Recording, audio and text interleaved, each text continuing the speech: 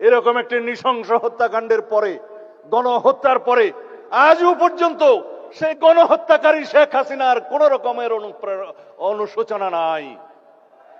তারা জুলাই যোদ্ধাদেরকে অপরাধী হিসেবে তকমা দিচ্ছে। বাংলাদেশের এই গণ অভ্যুত্থানকে তারা বলছে একটা জঙ্গি তকমা দিচ্ছে। বাংলাদেশে নাকি জঙ্গিবাদের মধ্য দিয়ে তাদের রাষ্ট্র ক্ষমতা ছিনিয়ে নেওয়া হয়েছে। এর চাইতে লজ্জাস করার কিছু নেই।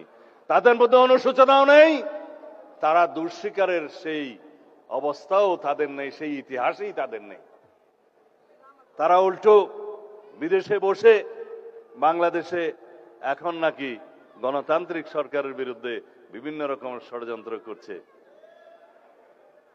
আওয়ামী লীগের রাজনৈতিক পতন হয়েছে, আওয়ামী লীগের রাজনৈতিকভাবে নিপাত হয়েছে, নির্মূল হয়েছে, দাফন হয়ে গেছে দিল্লিতে। সেই আওয়ামী লীগ বাংলাদেশে আর কোনোদিন রাজনীতি করতে পারবে না। রাজনৈতিক দল হিসেবে আওয়ামী লীগের বিচার দাবি করেছি আমরা, আপনারা দাবি করেছেন, তদন্ত পরিচালিত হচ্ছে। ইনশাআল্লাহ খুব শিগগির রাজনৈতিক দল হিসেবে সেই রাজনৈতিক দলকে বিচারের কাঠগড়ায় নিয়ে যাওয়া হবে।